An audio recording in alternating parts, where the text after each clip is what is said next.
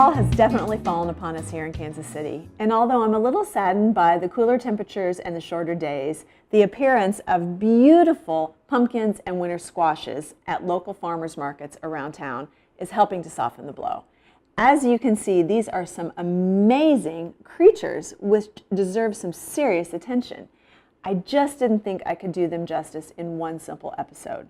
So Gloria and I decided to kick off the Veg with Lisa Winter Squash series with this beauty, a Cinderella pumpkin. The Cinderella is known for its gorgeous orange flesh, which makes delicious pies. So let's get into the kitchen. I'll show you how to cook this gal, and we'll bake a pie. Oh, this is a heavy. First, a little technical information. Squash and pumpkins are both members of the gourd family. I like to think of them as kissing cousins. When you think of a pumpkin, you likely might think of a big round pumpkin that looks like this. This is for making jack-o'-lanterns. You do not want to bake a pie with this guy. It's hollow, has a big seed cavity. It's for making jack-o'-lanterns. You want to think of a pumpkin like this, oh my gosh, that is dense with flesh. I'll show you. Put this guy on the scale. 15 pounds. Oh, that pumpkin packs a wallop. Now put the jack-o'-lantern on the scale. Yeah, barely over 10.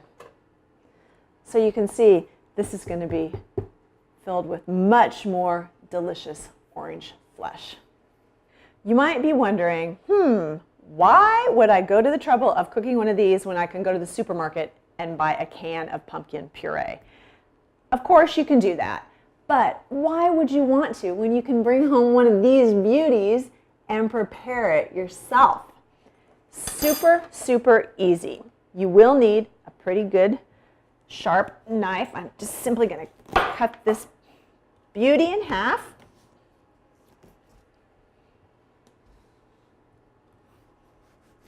Oh my. Wow. Look at that. Isn't this amazing? See how small the seed cavity is? There aren't even going to be that many seeds. I'm going to take all this inner flesh and these seeds out. And these seeds I'm going to save. You can either toast them for a tasty snack or save them and plant them in your garden next year. I'm going to scoop out all this stuff with a spoon so that I can bake my pumpkin. Once you've got her all cleaned out, like so, place the halves on a cookie sheet and take a fork and just prick through the skin a few times.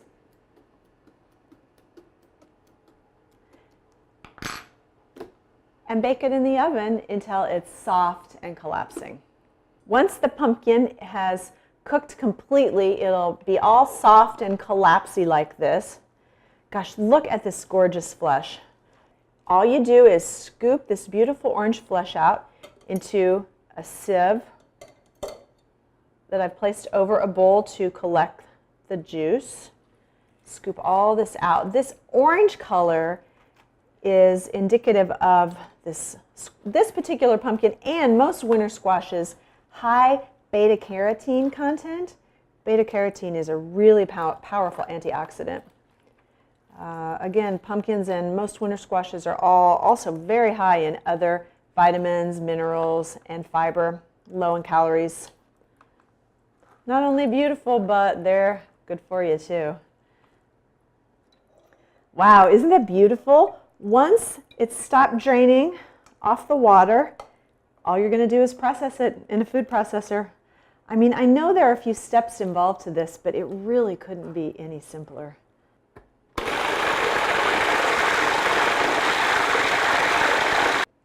There are all kinds of pumpkin pie filling recipes, and do feel free. You can cook your own pumpkin and then use a puree for whatever you want, for soup, for a regular pumpkin pie, for a pumpkin cake. Today I decided to experiment with a vegan pumpkin pie filling just because I thought it sounded like fun, and I have a lot of friends who are vegan. My recipe calls for 3 cups of that beautiful orange puree. You can see that it's a lot wetter than the puree that you might get out of a can, and if you feel it's still too runny, you can always drain it again, maybe through a cheesecloth. I got this pumpkin, this Cinderella pumpkin, from Mike, the pumpkin peddler, down at the city market. He's actually with Good Acres Farms, and he taught me so much information about pumpkins and winter squash. It was really cool. Thanks a lot, Mike, and Stacy. She was great as well. Okay, 3 cups of pumpkin puree. Some non-dairy milk. I'm going to use soy milk. There are lots of interesting options. You can use whatever you choose. Pure maple syrup. Don't even think about using that brown fake stuff out of a plastic bottle. Vanilla, I think, is a nice addition. Interesting ingredient, a tablespoon of coconut oil or coconut butter. I like mine nice and spicy. I've got lots of cinnamon and ground ginger. Some freshly ground nutmeg.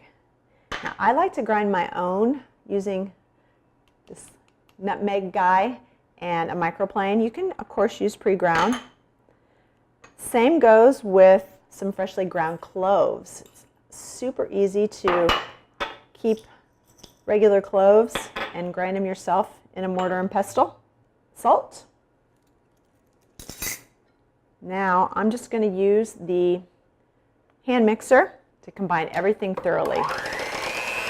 The last ingredient is arrowroot. Now, you can also use cornstarch. The reason we need this, and arrowroot is just a natural thickener, is because we're not using eggs. When you've got it all combined, simply pour it into a prepared pie shell. Now, you can make your own crust. I confess, I don't. I have over the years. I just think it's so easy to buy one. Just be mindful, there are lots to choose from. You can buy vegan crusts, you can buy gluten-free crusts, or you can just buy plain old crust. There we go. I'm going to bake this guy in the oven, and you might want to watch it. Sometimes the crust starts to brown too much around the edge. If it does, you can put a little bit of foil. Smells amazing. I can't wait to try this. Now, if you're one of those that is just crazy about that fake whipped cream stuff out of a tub, like Glory is, you know what? I say go for it, enjoy it. If it's your special treat at the holidays. But if you do eat dairy, just buy some, why not just buy some real cream and whip it and have some whipped cream? I know that it's not vegan, but what I chose to serve my pie with is some vanilla Greek yogurt. I think it's deliciously rich and creamy and a little bit healthier than whipped cream. There are lots of great vegan whipped cream substitutes on the market if you prefer that. Let's give this a try. Oh gosh, look at how great that thick yogurt looks.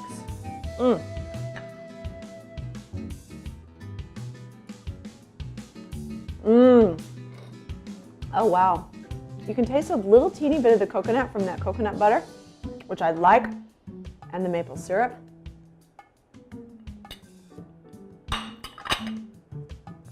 It's delicious.